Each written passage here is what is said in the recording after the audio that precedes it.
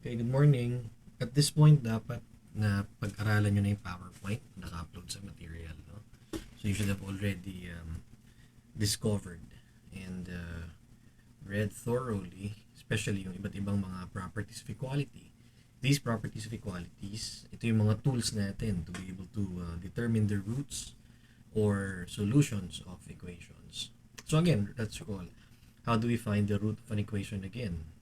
From the PowerPoint that I sent you, note that the key here, susi dito, dapat ma-isolate natin yung variable. Because you'd want your equation, let's say you have an equation in terms of x.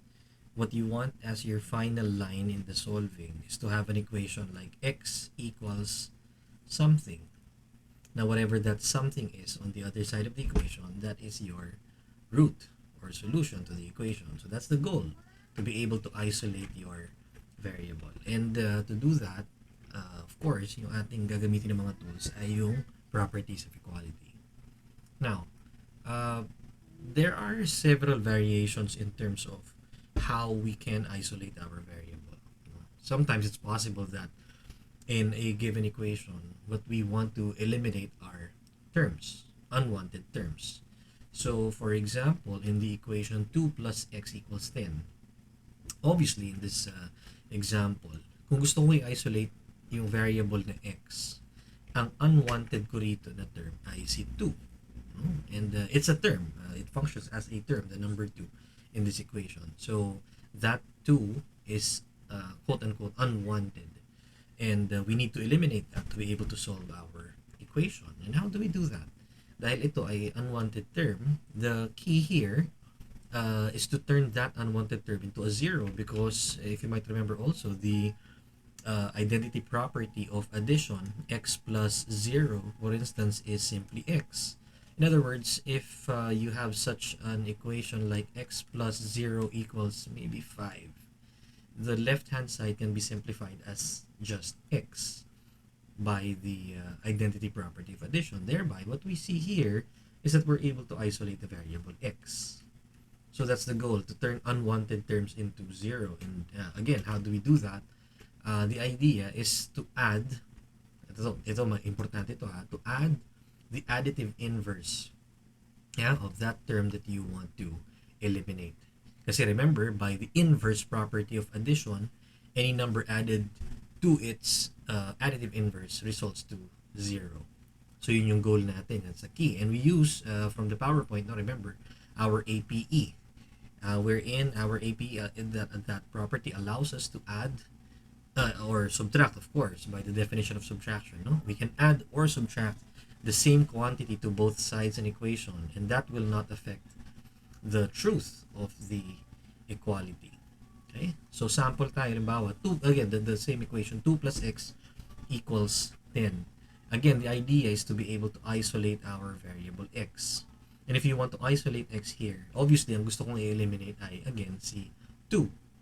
And since it's a term, to eliminate that, I need to apply my APE. I need to add something to both sides of the equation to eliminate the 2. And isip mo na, sige, anong dapat i-add natin to both sides of the equation to turn the 2 into a 0? Correct. That should be the opposite of negative of 2, which is negative 2. So let me start from 2 plus x equals 10. Well, I'm given that equation. No? Little by little, I will not do the justification column anymore ito.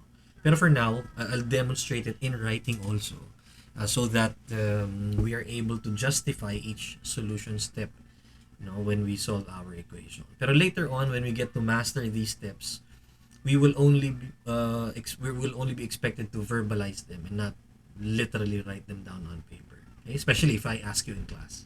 But for now, let's write them down. So I'm given the equation 2 plus x equals 10.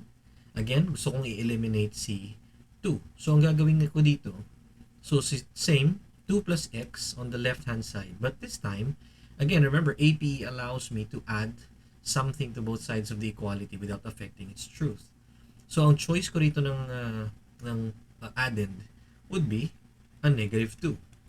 Dahil yun ang additive inverse ng term na gusto kong i-eliminate. But when I do that, I also need to add the negative 2, no, to the other side of the equation to balance things out. So meron pa rin ako dyan na plus 10.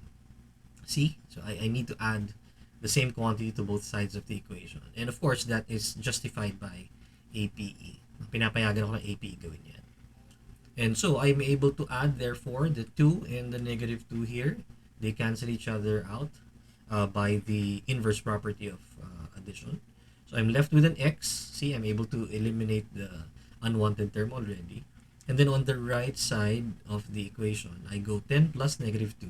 That's an 8. Yeah? So x equals 8. Again, that's the idea. Gusto natin, ang final line natin is x equals something or whatever variable equals something. Kasi whatever that something is, that is the root of your equation, the solution of that equation. See? Very simple. Another example. X minus 3 equals 15. Again, I need to isolate the variable x. Gamit na ibang ink. Ito, pink. Yeah, let's isolate the variable x. To do that, ang unwanted term ko rito ay negative 3. So again, I begin by writing my equation para safe. No? X minus 3 equals 15. Again, I am given that equation. So next na gagawin ko, I can copy the same equation, x minus 3 equals 15. But remember, I have to do something to eliminate my unwanted term, negative 3. And to eliminate negative 3, what I do is I add its additive inverse to both sides of the equation. So what I get, therefore, is this line. And again, that is justified by the addition property of equality. Okay? So, itong aking positive 3 and negative 3 on the left-hand side, they cancel each other out by the inverse property of addition. I'm left with x on the left and then a 15 plus 3 on the right. That gives me an 18. So, x therefore is equal to 18. In other words, 18 is the solution to the equation. Okay, pwede po sabihin, 18 is the root of the equation. Very, very simple. Okay, moving on. May mga pagkakataon naman na hindi term yung tinatanggal natin. Minsan coefficients. No? Recall the definition of coefficients from our module last term. These are multiplicative factors. For instance, we have the equation 2x equals 10. Ganun pa rin naman yung idea. To solve 2x minus 10, I want to isolate x. But in this case, 2, unlike in the previous example, 2 now functions as a coefficient. No? And it will require a definite property to eliminate that. So the coefficient 2 must be eliminated, no, para ma-isolate natin yung x on the left-hand side of the equation. And to do that, remember from the PowerPoint again, no, when we would like to remove an unwanted coefficient, the idea is, bakit siya unwanted? Katulad halimbawa ng isang equation. Remember from our previous module, when your algebraic term is 1x, di ba ayaw natin nakasulat na 1x, gusto natin ay x na lang. In other words, look at this. Look at x here. It seems to be isolated. And by that idea of isolation, note how the goal is to turn the coefficient of that x to 1. Di ba? Kasi pag naging 1 siya, by convention, we don't write the 1 anymore. So that makes your variable look like it's isolated already. And since our coefficient is a multiplicative factor, there has to be something that is to be multiplied to an unwanted coefficient to turn it into a 1. And that's where the idea of, again, we can recall this from the previous term, that's where the idea of our multiplicative inverses come in. Because remember, by the inverse property of multiplication, any number multiplied by its multiplicative inverse, or in elementary language, sabi niyo, di ba, multiplicative inverse is the reciprocal. So when you multiply a number by its reciprocal, you get 1. So, magmumukha siyang isolated. No? Kasi yung 1x, you drop the 1 and you just write it as x. No? So we have to find a way to turn the coefficient to a 1. And to do that, ang key is to multiply its multiplicative inverse or its reciprocal. No? And to do that, ito naman ang property na tutulong sa atin, si MPE, multiplication property of equality, which allows us to multiply and, well, basically divide, dahil sa definition of division, the same quantity to both sides of the equation without affecting the truth of the equality. But remember, typically we do not use as a multiplier to both sides of the equation. We don't use 0. Kasi if you multiply 0 to anything, that turns it to 0.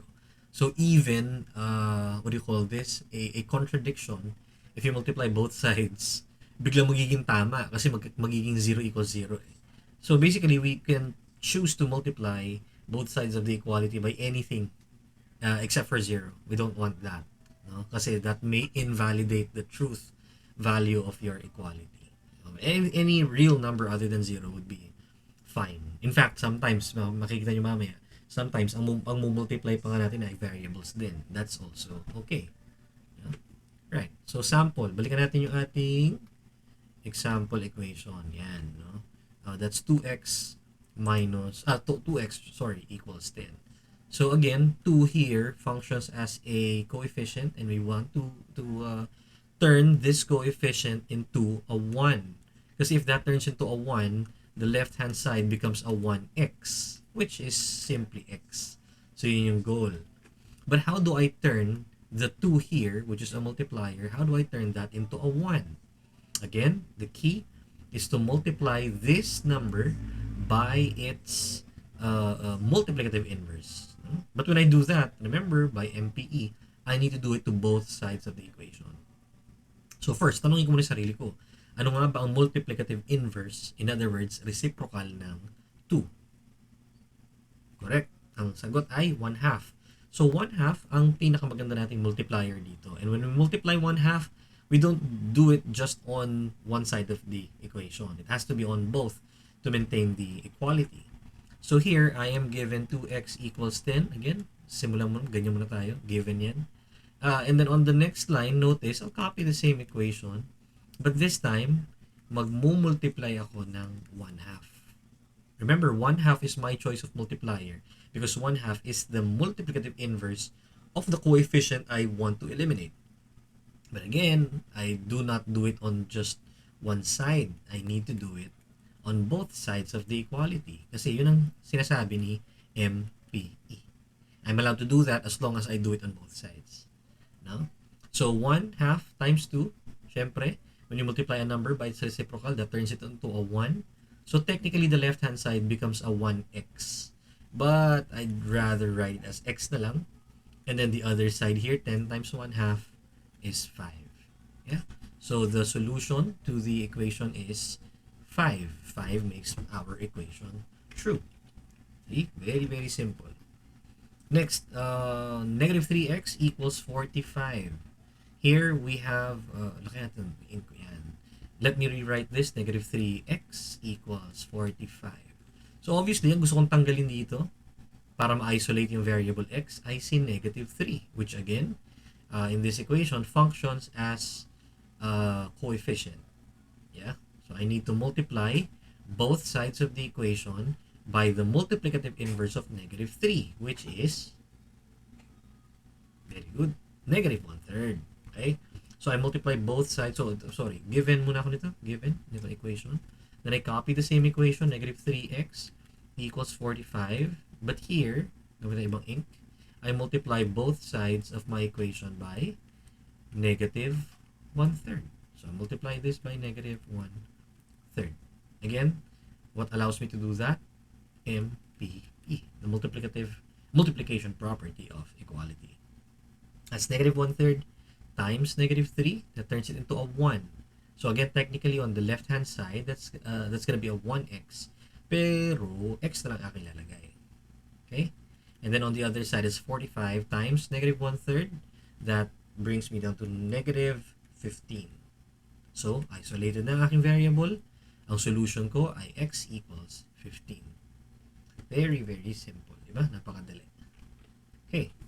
Now, may mga pagkakataon naman, let's remember, no, itong key.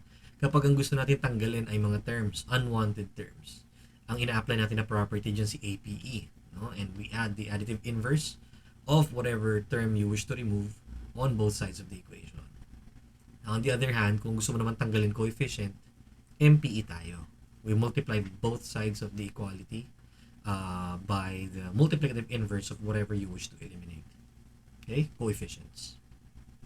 Now, may mga pagkakataon ito. Look at this. May mga pagkakataon na in the case of the equation 2x minus 5 equals 7, that there are terms and coefficients that you'd like to eliminate. In this case, to eliminate x, variable x, ang gusto mong ma-eliminate dito ay si 2, hindi lang si 2, si negative 5 din. But note how 2 and negative 5 function differently. 2 functions as a coefficient, no? While negative 5 functions as a term. And we know from the previous slide, sabi sa atin, pag term ang gusto ko tanggalin, APE ako. Pag coefficient gusto ko tanggalin, MPE naman ako. Okay? So, ang question dito ngayon siguro, matalinong question ay, sino unahin ko? MPE or APE? And will there be a difference? Mag-iiba kaya ang sagot, no? Let's try it out natin. Let's on this side, let's try eliminating the 2 first, no? Let's see what happens. So, I copy the same equation, 2x minus 5 equals 7. Okay? So, if I wish to eliminate the 2, which in this case is a coefficient, I need to multiply both sides of the equation by the multiplicative inverse of 2, which is 1/2. So, mag-multiply ako ng 1/2 sa left-hand side. Remember, buong left-hand side yan. 2x minus 5. Importante rito yung grouping symbol. No? And then on the other, 7, I also multiply that by 1/2. Okay? Importante ito ha, yung kaliwa. Kasi the entire side of the equation is being multiplied by whatever multiplier you choose. So, I will recall also a property of real numbers, my DPMA, distributive property of multiplication over addition. I'll perform that on the left-hand side.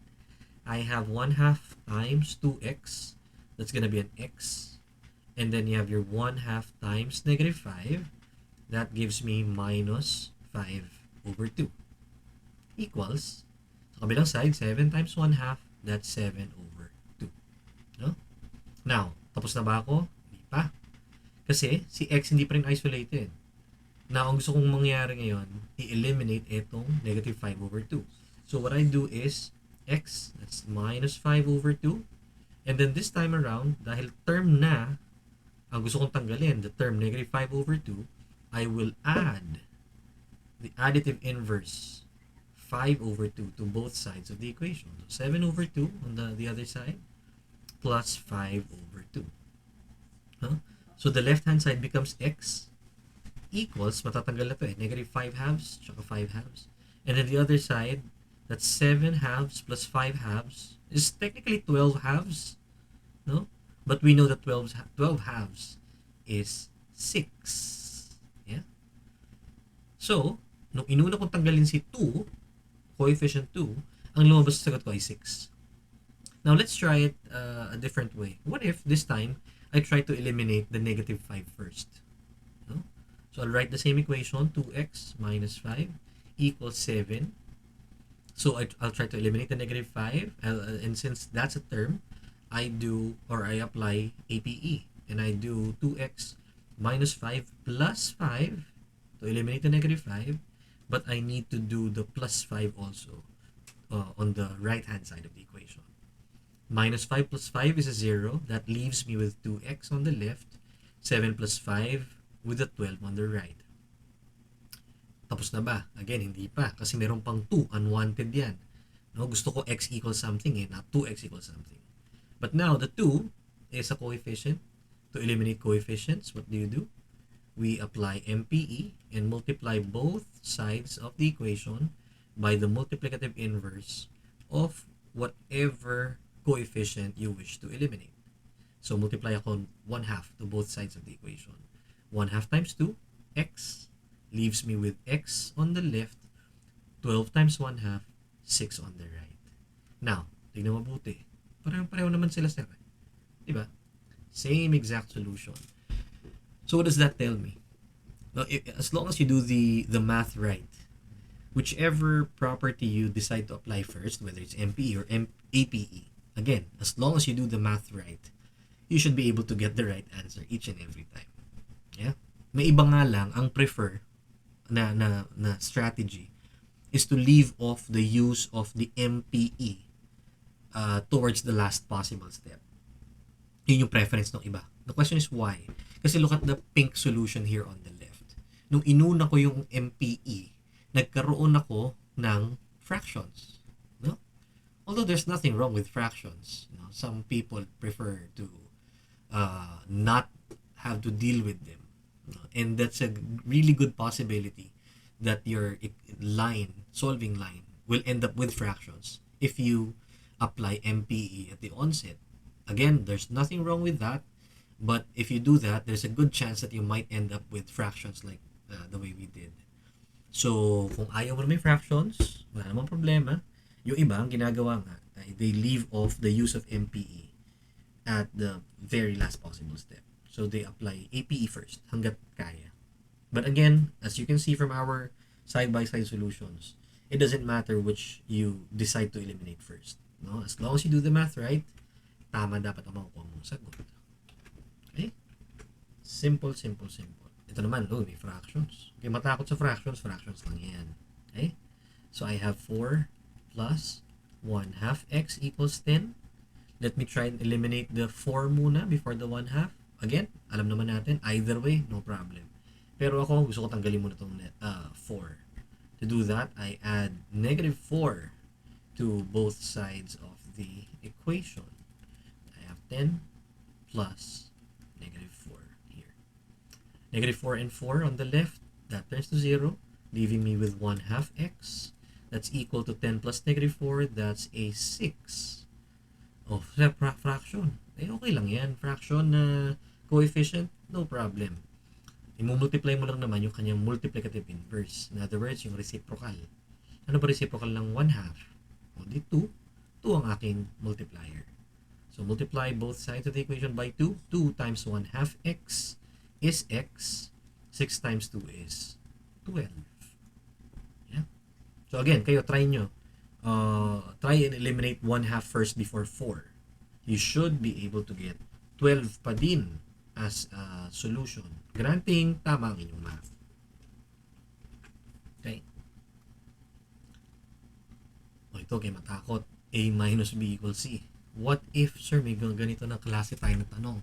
Solve the equation in terms of A. Paano kaya to? Now, these kinds of equations na parang ang daming mga variables, ang daming mga letters, much like if you recall your science, may mga formula kayo, di ba? Actually, even for math, perimeter, area, di ba? You have multiple variables, multiple letters in the same equation. Such equations we refer to as literal equations, no? These are mathematical statements na nagpapakita ng relationship among various quantities, various placeholders, various variables. Okay? But you should not be scared of literal equations because they are still equations. In other words, they're still bound by the same properties like APE, MPE, reflexive properties, symmetric, transitive, no? They still apply even to such equations. But what does this task mean, sir? Solve in terms of A. Kapag nakita niyo itong instruction na to, solve an equation in terms of a certain variable. Ang ibig lang sabihin nun, no? Another way of saying that is isolate A. Pag sinabing solve in terms of A, ang pinagagawa sa equation, i-isolate mo si A. Right? And again, to do that, this is no different from the other equations. Magkataon lang maraming letra. Pero, mag-apply pa rin yung mga properties na ginagamit natin kanina pa. Right, so if I solve in terms of A, what I want is to isolate A, which means negative B is unwanted on that side. So I copy the same equation, A minus B equals C. Unwanted si negative B. Oh, term yan eh. So paano mag-eliminate ng term? Di MPE pa din. Add ako ng additive inverse niya. Ano ba opposite ng negative B? Hindi ba B rin naman? So very easy. I add B not just to the left, but also to the right. Yeah. So negative B plus B, that turns to 0, leaving me with A on the left and the C plus b on the right. Remember, c plus b cannot be simplified any further because c and b are not similar terms. So, recall from the previous module of the previous term. C plus b can no longer be simplified. So, A equals C plus B. Note how A has now been isolated. Na gawa na natin yung task. I was able to solve the equation in terms of A. In other words, I was able to isolate A. So, ito ang final answer mo. A is equal to C plus B. Yeah? Ganun mag-solve ng literal equations. Very, very simple. Apply mo lang same properties. Okay, let's try another one. What about the same equation but this time I'm solving in terms of B. Si B naman. So, unwanted dito ay si A. But later on, you'll see na hindi lang si A actually ang unwanted. Let's try that out. A minus B equals C.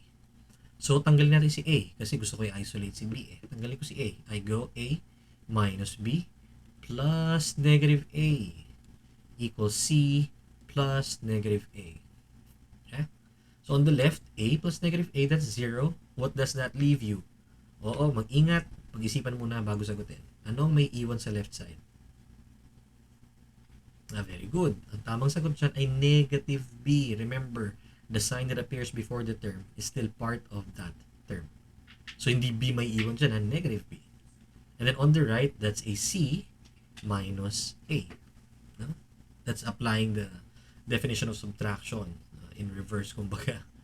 And then now, are we done? Hindi pa.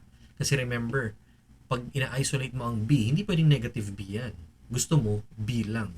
So, meron kang tatanggalin dito. Ano bang coefficient dito ngayon ng B sa left side na equation?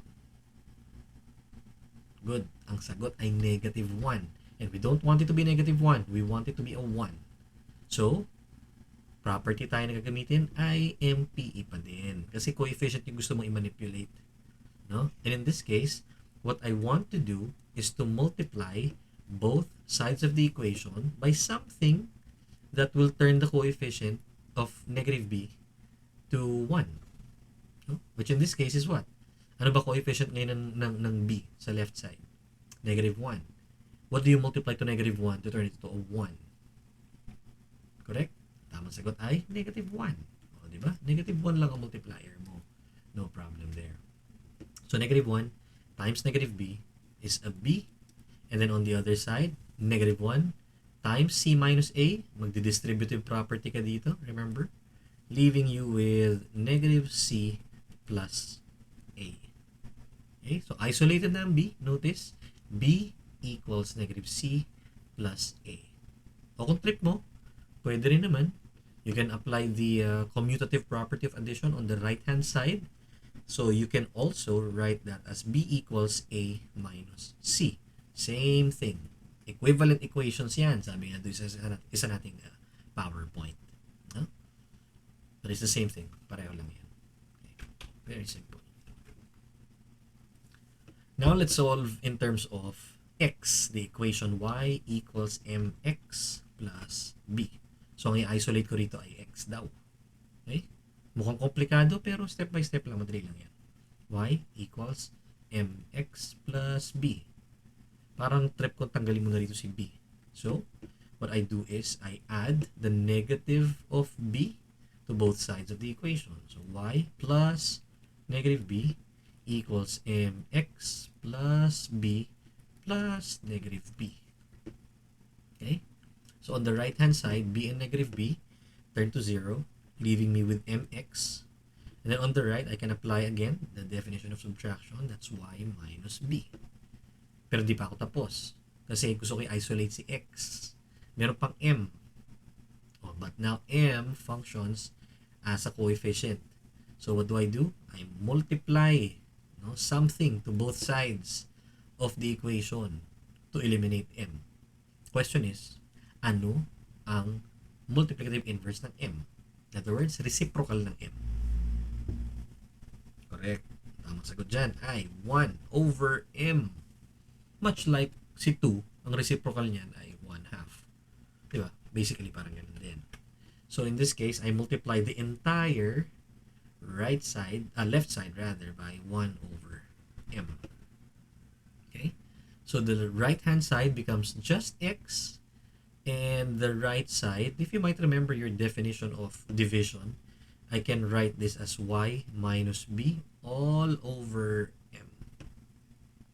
Now this is good enough, but kung medyo OC ka, you can apply the symmetric property of equality to put your x on the left side. You can have x equals, and then you have your y minus b all over m on the right. That is solving your literal equation in terms of x. X equal to y minus b all over m. O, di ba? Napakadali. Napakadali. Just takes practice. Oh, okay. So kayo naman, here are 5 equations in terms of one variable. I need to solve the equations. Okay? No need for now to rush things. Dahan-dahan muna. Try to justify also each step that you do in the solution, either on paper or justify mo lang in your head, and determine the solution of each equation. Okay? So pause the video and then maybe give yourself 3 to 5 minutes to answer all 5. Okay, pause the video now. Play kapag tapos na. Okay, so tapos na kayo dapat. Ang nakuha nyo dapat ng mga sagot ay x equals 4 for the first one, m equals 3 for the second, g equals negative 3 for the third, b equals negative 1 for the fourth, and e equals negative 2 for the fifth. Okay, perfect ba? Perfect dapat. Napakadali ang equations niyan. Now, let's try answering or solving literal equations. So you have 3 literal equations here. All have the variable x in them. So the goal is to solve each literal equation in terms of x. Okay? Isolate x, ha? Again, pause mo ng video, and then once you're done, hit play again. Right. So kung pinlay mo na, you should be done by now.